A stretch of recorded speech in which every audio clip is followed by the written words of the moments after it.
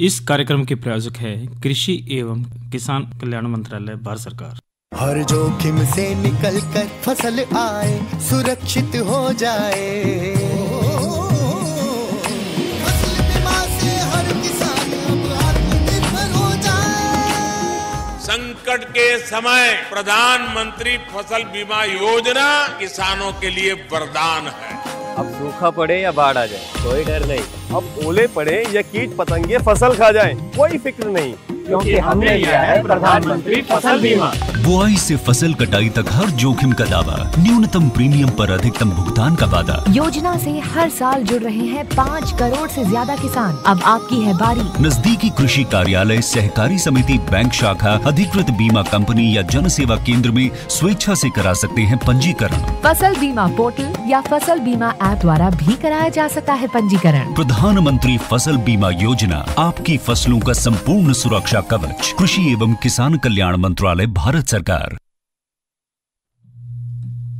कार्यक्रम किसान वाणी सुनने वाले सारे बहन भाइयों ने विनोद मोरवाल की राम राम। भाइयों, मौसम ज़रूर बदल रहा है और अब बात करें तो भाई सर्दियों की दस्तक अब शुरू होने लगी है और थोड़ा एहसास भी होने लग गया। और मौसम की जब देखते हैं तो साथियों बदलाव तो देखो प्रकृति भी करती है, हमें भी अपना बदलाव ज़रूर करना चाहिए। हमने जो दिनचर्या है उसके अनुसार हमें उसमें ढल जाना चाहिए। और बात जब किसान वाणी की हम करते तो साथियों बदलाव हम भी ज़रूर लाते हैं। बेहतर कार्यशैली के साथ साथ भाई हमारी जो कोशिश रहती है बातचीत भी करें, विशेषज्ञ किसी के साथ भी अन्य बातें भी ज़रूर करें। तो कार्यक्रम में जो शुरुआत है साथियों आज महत्वपूर्ण चर्चा रहेगी एग्री मार्केट ऐप की, और साथ के साथ आज की नसीहत में बात करेंगे धान फसल में अवशेष प्रबंधन और कुछ बातचीत के महत्वपूर्ण अंश भी सुनाएंगे। लेकिन कार्यक्रम की शुरुआत हमेशा आज के कृषि प्रश्न से साथियों हम करते हैं। और आज का जो कृषि प्रश्न है, हरियाणा का कौन सा क्षेत्र दलहन एवं तिलहन का प्रमुख उत्पादन क्षेत्र है? प्रश्न एक बार फिर से, हरियाणा का कौन सा क्षेत्र दलहन एवं तिलहन का प्रमुख उत्पादन क्षेत्र? साथियों ये जो फसलें दलहन एवं तिलहन की सबसे ज़्यादा कहाँ पर पैदा होती है साथियों, उसका अपना बताना क्षेत्र का। भाई दक्षिणी क्षेत्र है, पूर्वी क्षेत्र है, उत्तरी क्षेत्र है या पश्चिमी क्षेत्र है, तो हरियाणा में ज़रूर नज़र दौड़ाए और उत्तर तो आपको ज़रूर मिलेगा। भाई दक्षिण, पूर्वी, उत्तरी, पश्चिम कोई एक क्षेत्र में से है। और इसका आप सही जवाब साथियों आप हमारे को 9466021336 पर SMS के माध्यम से 6:50 से पहले ज़रूर दी, यानी 946021 पर SMS के माध्यम से। तो साथियों ये तो रहा आज का कृषि प्रश्न। और एक महत्वपूर्ण बातचीत हमने ज़रूर आज विशेषज्ञ से करी है और विषय है मधुमक्खी पालन लाभ का क्षेत्र। विषय पर डॉक्टर CJ जुनेजा, मधुमक्खी पालन विशेषज्ञ जो वरिष्ठ सलाहकार है रामनगर कुरुक्षेत्र से, और भाई अंतर्राष्ट्रीय स्तर पर इनकी ख्याति है। तो महत्वपूर्ण बातचीत सुनते हैं जो हमने इनसे की। नमस्कार साथियों, आज हमारे साथ जुड़े हैं डॉक्टर CJ जुनेजा जी जो कि मधुमक्खी पालन विशेषज्ञ है, वरिष्ठ सलाहकार रामनगर कुरुक्षेत्र में। और इनसे जानकारी आज हम प्राप्त करते हैं कि मधुमक्खी पालन लाभ का क्षेत्र है। तो डॉक्टर साहब सबसे पहले तो आपका कार्यक्रम में स्वागत है। जी डॉक्टर साहब, अगर जो मधुमक्खी पालन की जब हम बात करते हैं तो इसमें किस प्रकार से हमें देख रेख करनी चाहिए, कैसे क्या शुरुआत की जाए इसमें? वैसे हमारे किसान भाइयों को मैं ये बताना चाहता हूँ कि आजकल जो है मौसम अब बारिश का खत्म हो चुका है, क्योंकि अभी तक बहुत दिक्कत आ रही थी हमारे किसान भाइयों को कि बारिश आ रही थी, बहुत खाने की कमी हो गई थी, फूल नहीं थे, फूलों का रस नहीं आ रहा था, मकरांद यानी जिसको हम कहते हैं, और पराग भी नहीं आ रहा था, बड़ी दिक्कत थी। और लोग जो हैं कुछ चीनी की चाशनी पिला रहे थे, कुछ लोगों के बक्से बह गए पानी के अंदर। लेकिन अब मौसम जो है सुधार हो गया है, अब बारिश खत्म हो गई है, मौसम में बदलाव भी आ गया है। और अब इस समय जो है फूल भी चल रहा है, इसके समय जो है बेरी का फूल चल रहा है, कहीं बाजरे का थोड़ा बहुत नहीं है तो खत्म हो गया, खैर वो तो। और इसके बाद जो है अब सीजन शुरुआत हुई है। तो पहली बात तो ये है कि हमारे किसान भाई ये ध्यान रखें कि जिनके बक्सों में अगर खाने की कमी है, फीड की कमी है, तो अभी भी वो 1-2 बार चीनी की चाशनी उनको दे सकते हैं, क्योंकि ये भोजन है। जब तक भोजन ही नहीं होगा मक्खियों के लिए तो उनका सर्वाइवल बहुत मुश्किल हो जाता है। तो उसके लिए जो है आपको चीनी की चाशनी और पानी के अंदर घोल के 1:1 रेशो में, मतलब 1 हिस्सा पानी 1 हिस्सा चीनी अगर आपके मान लीजिए जैसे 100 बक्से हैं तो 50 लीटर पानी के अंदर 50 किलो चीनी घोल के और उसको गर्म कर लेना है, उसको ठंडा करके फीडर के अंदर डाल सकते हैं या पॉलीथीन के लिफाफों में डाल के रात्रि के समय मक्खियों को दे सकते हैं। और दूसरा, जो दूसरे हमारे किसान भाई हैं, कई लोग जो फूल हर जगह नहीं है इस समय, तो बक्से वहां पर रखें जहां पर बेरी का फूल हो, आजकल जैसे तिल वगैरह खिला हुआ कहीं पे। और कई लोग जो हैं बाजरे पे भी मक्खियां लेके गए हैं, लेकिन उसका फूल तो अब खत्म होने जा रहा है, बिल्कुल हो गया एक प्रकार से। अब जो है कहीं पे तोड़िया जो है किसान उगाते हैं, यानी जहां फूल वाली फसलें हैं उसके पास उनका स्थानांतरण कर लें बक्सों का। अदरवाइज उनको चीनी की चाशनी पिलानी पड़ेगी जब तक हमारा सफेदा नहीं खिल जाता। सफेदा भी जो है नवंबर के अंदर आ जाता है और उससे पहले साथ के साथ फिर सरसों भी खिलना शुरू हो जाती है। उसके बाद कोई दिक्कत नहीं है, अप्रैल तक फिर आगे कंटिन्यू लगातार जो है आपके पास फूलों की पैदावार होते रहेंगे। तो इस समय ये किसान भाई, और एक जो है बक्से जो उसको देखते रहें कि बक्से के अंदर जो है रानी मक्खी युवावस्था में होनी चाहिए। मतलब अगर बहुत बूढ़ी होगी है तो कोशिश करें कि उसको रिप्लेस कर सकते हैं नई रानी मक्खी के साथ, या मक्खियों की संख्या अगर कम है, किसी बक्से में 4-5 फ्रेम की मक्खियां हैं तो कोई दूसरा बक्सा है तो उसके अंदर भी 4-5 फ्रेम की मक्खियां हैं, तो उनको आपस में मिला लें, ताकि एक मजबूत बक्सा 2 कमजोर बक्सों से अच्छा होता है। और ये अगर ध्यान रखेंगे आपको तो आपकी मक्खियों की आजकल ब्रीडिंग शुरू हो गया, मतलब मक्खियां जो है रानी मक्खी अंडे देना शुरू कर दिया है उसने, क्योंकि थोड़ा बहुत कहीं ना कहीं फूल आने लगे हैं अब इस समय। ये शुरुआत है और इसी तरह से वो ये काम करते जाएं तो किसी प्रकार की आपको दिक्कत नहीं आएगी। लेकिन ये ध्यान रखें कि जहां पर भी आपने बक्से रखे हैं ये निश्चित करना चाहिए आपको कि 1 किलोमीटर के अंदर अंदर फूल होने चाहिए। कोशिश तो ये करो कि आधे किलोमीटर के अंदर फूल हो, क्योंकि जितना दूरी कम होगी मक्खियों को उतनी आसानी होगी मधुरस लाने में, पराग लाने में। अगर दूरी है तो मक्खियों में थोड़ी और मतलब जाती हैं, आती हैं, थक भी जाती हैं वो। और दूसरा, आपके बक्सों के आधे किलोमीटर के अंदर अंदर पानी का प्रबंध होना चाहिए, चाहे वो नहर का पानी हो, ट्यूबवेल का पानी हो, वर्षा का पानी हो। अगर कोई पानी नहीं है तो पानी की व्यवस्था जरूर करें, क्योंकि पानी के बिना मधुमक्खियों का बक्सा सरवाइव नहीं कर सकता, जिंदा नहीं रह सकता। अगर वो फीड भी लेती है तो भी लिक्विड फॉर्म में लेती है। और अगर मक्खियों को, क्योंकि आजकल कई बार गर्मी, अभी तक मौसम अब ठीक हो गया मौसम, नहीं तो क्या होता है गर्मी के अंदर अगर बहुत ज्यादा गर्मी हो जाए तभी मक्खियों को पानी ला के ठंडक करनी पड़ती है। लेकिन आजकल मौसम अब सही हो गया तो पूरा ये ध्यान रखें।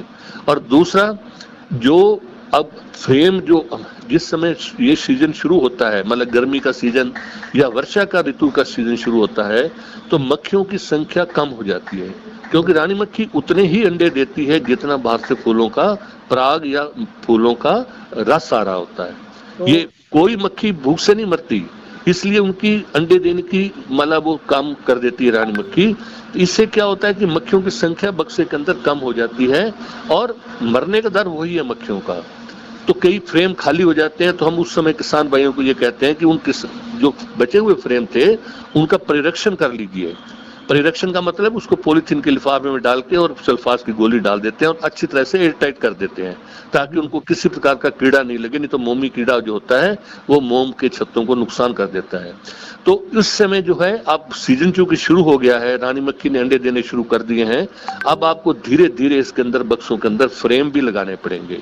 और फ्रेम जो आपने प्रिजर्व कर रखे हैं पहले, उसी को निकालिए, हवा में रखिए एक दिन के लिए और उसको थोड़ा पानी से वॉश करके उसको बक्से के अंदर आप लगा सकते हैं। अगर आपके पास कोई ऐसे फ्रेम नहीं है और आपको जरूरत पड़ती है तो आप फिर उसके बाद मोम की शीटें फ्रेम के अंदर लगा के बक्सों के अंदर लगा सकते हैं। तो डॉक्टर साहब, जैसे ये आपने बताया कि हमें क्या क्या सावधानी रखनी चाहिए, बक्सों का भी आपने बेहतर तरीके से बताया। तो कोई व्यक्ति, हमारा जो प्रगतिशील किसान बहन भाई है, यदि कोई शुरुआत करना चाहे तो इसकी कुछ ट्रेनिंग भी है सरकार की तरफ से, कुछ मदद भी है? हाँ जी, मेनली तो जो है हरियाणा सरकार की तरफ से एक बहुत बड़ा मतलब integrated beekeeping development centre, एकीकृत मधुमक्खी पालन विकास केंद्र, जो रामनगर में, मतलब जो पीपली से लगभग 10 किलोमीटर शाहबाद की तरफ, अगर पीपली से शाहबाद की तरफ जीटी रोड पे जाते हैं तो 10 किलोमीटर के बाद बाएं तरफ बहुत बड़ा सेंटर है। आप ये समझ लो कि ये हिंदुस्तान का सबसे बड़ा सेंटर है। ये इंडो इजराइल सेंटर, मतलब इजराइल गवर्नमेंट के टेक्निकल नो हाउ में ये सेंटर एस्टेब्लिश हुआ है, स्थापित किया गया है। और इस सेंटर की खासियत यह है कि एक ही छत के नीचे वो सारी फैसिलिटीज अवेलेबल है जो होनी चाहिए। मतलब आपको जैसे पहली रिक्वायरमेंट ट्रेनिंग की होती है, तो वहां पर प्रशिक्षण दिया जाता है, और वो भी मैं उसके बारे में आपको बता दूं कि कोई भी हरियाणा के किसान वहां प्रशिक्षण ले सकता है। कोई भी निःशुल्क होता है डॉक्टर साहब ये? हाँ जी, ये निःशुल्क होता है? ये बिल्कुल फ्री है। इसमें बल्कि खाने का, रहने का और कोई ट्यूशन फीस भी नहीं है। खाना फ्री है, रहना फ्री है, और कोई ट्यूशन फीस भी आपको नहीं देनी पड़ती। तो कितने दिन की ट्रेनिंग होती है डॉक्टर ये साहब? ट्रेनिंग जो है 5 दिन की होती है, और ये आप ये मान के चलो कि हर महीने 3 से 4 प्रोग्राम चलते हैं। मतलब हर हफ्ते ऑन एवरेज 1 प्रोग्राम चलता है। कभी महीने में 3 हो जाते हैं, कभी महीने में 4 भी होते हैं, क्योंकि ये पूरे स्टेट का, और आप ये समझ लो कि पूरे हिंदुस्तान का सबसे बड़ा इंस्टीट्यूशन है मधुमक्खी पालन का। और ये इजराइल गवर्नमेंट के कोलैबोरेशन के साथ ये हमारा एस्टेब्लिश हुआ है, और यहाँ पर ट्रेनिंग दी जाती है जो मैंने बता दिया बिल्कुल फ्री है। इसके बाद आपको जो आप पहले जो सबसे पहली जरूरत क्या होती है किसान की, रजिस्ट्रेशन करवाना पड़ता है कि आप अपने आधार कार्ड और ट्रेनिंग का सर्टिफिकेट को, 2 चीजें चाहिए होती है। और जिस जिले का वो किसान रहने वाला है उसी जिले के जिला उद्यान अधिकारी के पास आपको रजिस्ट्रेशन करवाना पड़ेगा। ट्रेनिंग रामनगर में होगी, लेकिन आपका रजिस्ट्रेशन आपके जिले के अंदर होगा। अब आप करनाल जिले के हैं तो करनाल में होगा, कुरुक्षेत्र के हैं तो कुरुक्षेत्र जिले के अंदर होगा। तो डिस्ट्रिक्ट हॉर्टिकल्चर ऑफिसर, जिला उद्यान अधिकारी के ऑफिस में आपका रजिस्ट्रेशन हो जाएगा। वो सारी जानकारी भी दे देंगे इसके बारे में? हाँ जी, जानकारी दे देंगे। और जो पहले 50 बक्से और पहली 50 कॉलोनियां, क्योंकि एक व्यक्ति अपनी लाइफ के अंदर 50 बक्से और 50 मधुमक्खी की कॉलोनियां अनुदान राशि पे ले सकता है, जिसके अंतर्गत 40% अनुदान राशि भारत सरकार के नेशनल बी बोर्ड देता है, और 45% अनुदान राशि हरियाणा सरकार देती है। यानी 85% अनुदान राशि होती है, 15% आपको खर्चा खुद करना पड़ता है। तो डॉक्टर साहब ये तो युवाओं के लिए बहुत ही सुनहरी अवसर है। बहुत सुनहरी अवसर है उनके लिए। और इसी प्रकार से जितने इक्विपमेंट होते हैं, चाहे वो शहद निकालने की मशीन है, मधुमक्खी की जाली है, दस्ताने हैं, धुआंदानी है, चक्कू है, बोतलें हैं, आपका कोई बाल्टी शहद रखने वाली, इसके ऊपर 75% की अनुदान राशि है। और जो भी सामान आपको चाहिए मधुमक्खी पालन के लिए, वो उसी सेंटर में 3 दुकानें खोल रखी है जो गवर्नमेंट के कोलैबोरेशन के साथ, वो वहीं पे सामान आपको मिल जाता है। यानी आपको उस सेंटर से कहीं बाहर जाने की जरूरत नहीं है किसी भी सामान के लिए।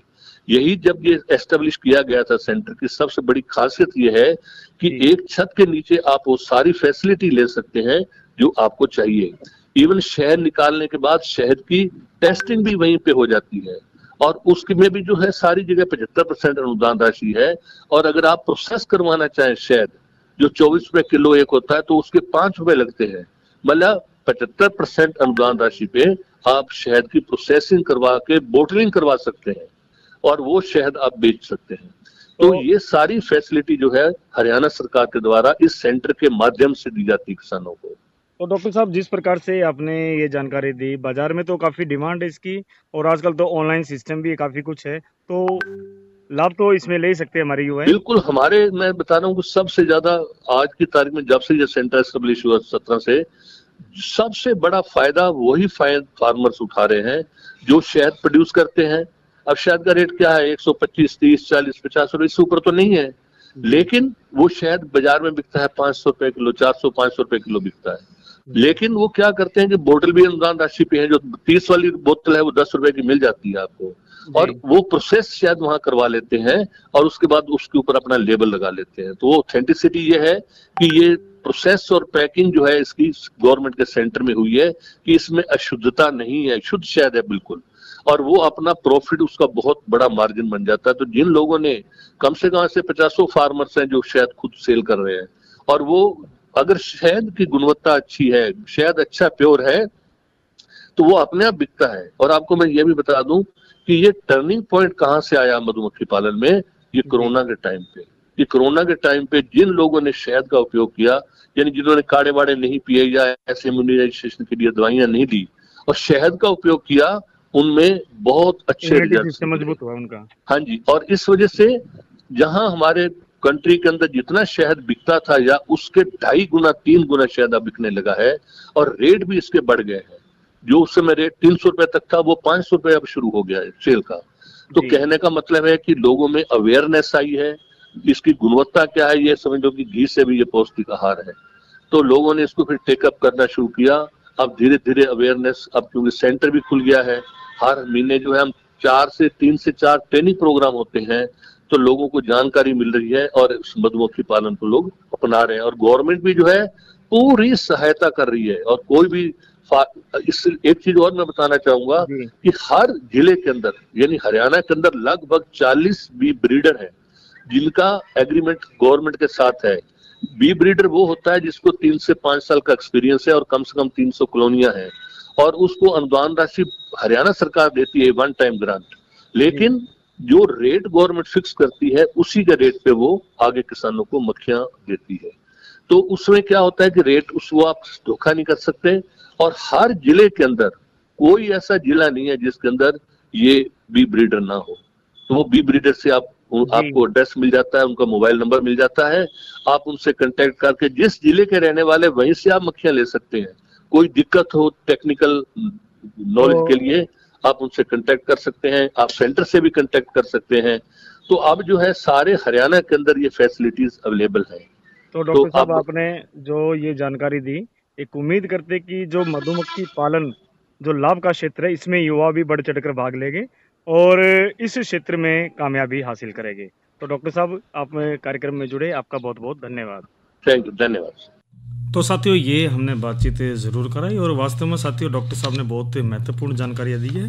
और देखिए कोई भी चीज़ हो साथियों, जब हम बनाते 100 रुपये, उस पर कॉस्ट 100, 200, 150 रुपये आती है, लेकिन 500, 600 तक वो मार्केट में जा भी रही है। तो यदि आप इस चीज़ को अपनाते हैं तो साथियों लाभ ज़रूर प्राप्त करते हैं। और मधुमक्खी पालन लाभ के क्षेत्र विषय पर हमने जो बातचीत करी डॉक्टर साहब से, डॉक्टर CJ जुनेजा जी, जो वास्तव में बहुत ही वरिष्ठ सलाहकार है और राष्ट्रीय अंतर्राष्ट्रीय स्तर पर महत्वपूर्ण इन्होंने लोगों का भला किया है अपने ज्ञान के माध्यम से। तो साथियों अब बातचीत को आगे बढ़ाते हुए चर्चा हम ज़रूर करेंगे एग्री मार्केट ऐप की, लेकिन साथियों मौसम की जानकारी हम आपको ज़रूर दे देते हैं क्योंकि साथियों मौसम भी ज़रूरी है। और मौसम की जब हम जानकारी देते हैं तो साथियों आज का जो अधिकतम तापमान 33 और न्यूनतम की बात करें तो भाई 23 डिग्री सेल्सियस और आने वाले 24 घंटे की भी हम बात ज़रूर कर लेते हैं। अधिकतम 32 और न्यूनतम 21 डिग्री सेल्सियस रहने की संभावना है। और कुल मिला के कहा तो साथियों कल परसों थोड़ा मौसम ठीक रहेगा और भाई मंगल बुध को बारिश की पूरी संभावना है। और मौसम बारिश के बाद साथियों ठंड भी ज़रूर होती है। और आपका आज का जो कृषि प्रश्न हमने पूछा था भाई हरियाणा का कौन सा क्षेत्र दलहन एवं तिलहन का प्रमुख उत्पादन क्षेत्र है, साथियों इसका उत्तर भी आपको ज़रूर हम बताएंगे। जल्दी से आप हमारे को 94 660 21 336 पर SMS ज़रूर कीजिए। और कल के कार्यक्रम भी आपको ज़रूर हम जानकारी दे देते हैं क्योंकि साथियों जानकारी हम ये महत्वपूर्ण रहती है। और कल कार्यक्रम भाई रविवार है और रविवार को हम जो कार्यक्रम थारी चिट्ठी हमारे गीत जो लेकर आते थे, कार्यक्रम का नाम चेंज जरूर कर दे क्योंकि चिट्ठियाँ आजकल डिजिटल भी बन गई है। तो भाई थारे संदेश हमारे गीत ये कार्यक्रम आप ज़रूर सुनिए। और सोमवार को हम जो कार्यक्रम अन्नदाता लेकर आएंगे साथियों, इसमें हम जो बातचीत का विषय रहेगा नए बाग लगाने के लिए वैज्ञानिक रेखांकन विधिया के महत्व और डिजिटल कृषि मिशन की भी जानकारी जरूर देगी।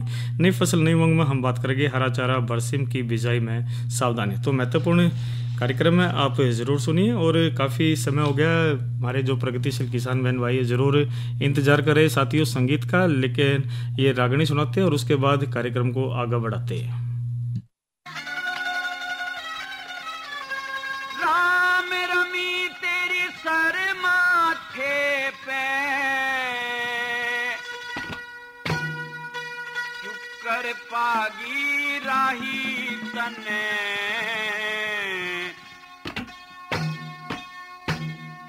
12 साल में आज आन के शुक्र शान दिखाई तने। राम रमी तेरी सारे माथे पे शुक्र पागी रही तने 12 साल में आज आन के शुक्र शान दिखाई तने।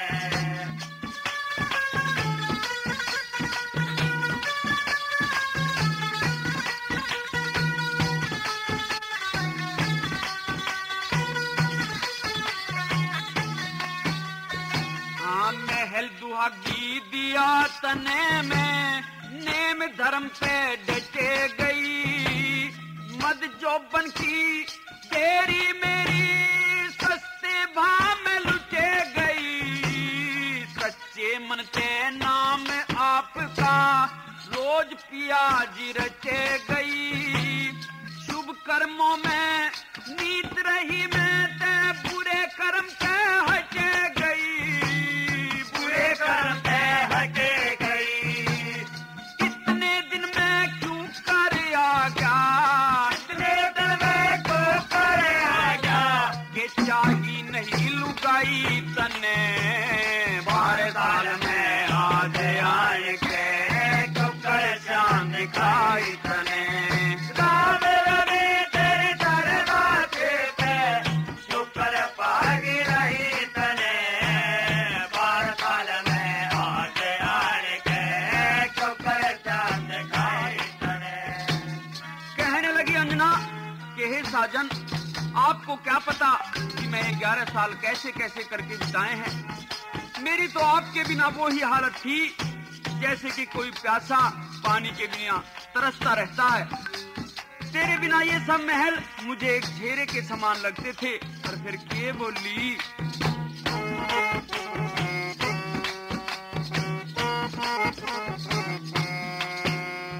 हाँ सो मन के ख्याल जिगर में रोज डोलते दिखे थे। माता के लिखे लेख भी गांठ तोलते दिखे थे। बोझ बार कर्मा का जितना वेद खोलते दिखे थे। तेरे बिना इन महला के मन भूत बोलते दिखे थे, भूत बोलते दिखे थे। वीर बिना तन क्यों कर सरगा,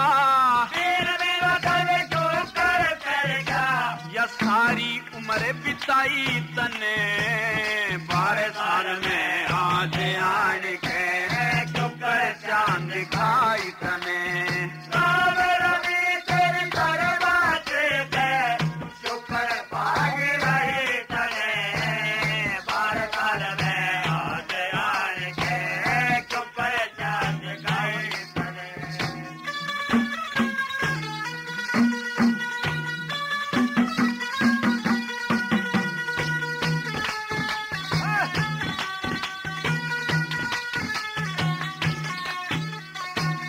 ऋषि मुनि सन्यासी योगी माया में गर्भाप रहे।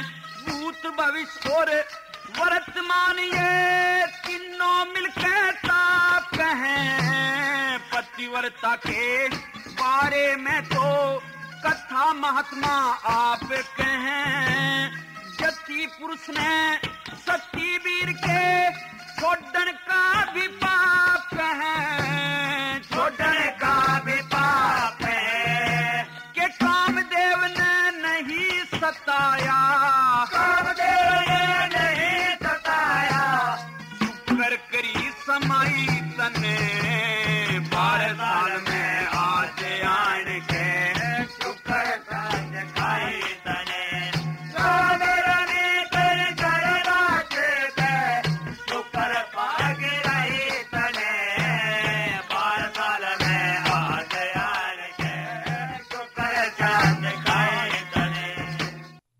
तो साथियों, ये तो आपने रागनी सुनी और वास्तव में साथियों रामरमी तो बहुत ज़रूरी चाहिए। और बात हम भी शुरुआत की ज़रूर कर रहे थे। कार्यक्रम की शुरुआत में हमने आपसे एक प्रश्न ज़रूर पूछा था कि हरियाणा का कौन सा क्षेत्र दलहन एवं तिलहन का प्रमुख उत्पादन क्षेत्र है। तो भाई इसका जो सही उत्तर है दक्षिणी क्षेत्र है।